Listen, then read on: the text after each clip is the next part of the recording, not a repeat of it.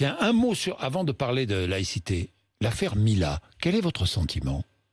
C'est compliqué. Alors, on entre deux choses. La liberté d'expression qui n'est pas discutable. Oui. Et puis la question du respect des autres. Alors on voit bien, parce que les gens peuvent être blessés. Elle-même, elle est en danger de mort, ce qui est inadmissible. Parce que nous, on voit beaucoup de gens qui sont des réfugiés, qui se sont réfugiés chez nous en France parce qu'ils sont chrétiens, qu'ils sont en danger de mort chez eux. Donc on voit bien ce qu'ils risquent. Mila, elle est dans cette situation. En plus, elle est française, donc elle est en danger chez nous, ce qui est quand même absolument inadmissible. En danger de mort pour avoir exprimé une opinion. Ça, c'est inadmissible.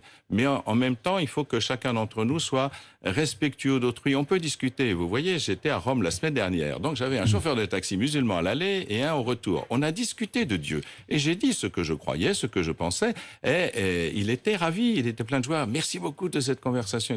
Donc on peut discuter en respectant aussi les gens, sans les enfoncer, sans les moquer. Blesser les gens, ça ne les aide pas à entrer dans un dialogue constructif, voyez. Vous comprenez que les gens soient blessés par ces propos?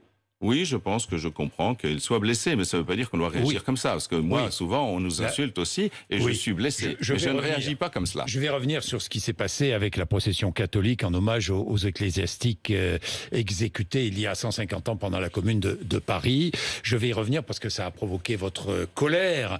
Non, j'étais pas en colère. J'ai simplement réagi de manière d'accord. qui me paraissait sage, tout simplement. Bon. Et proportionnée.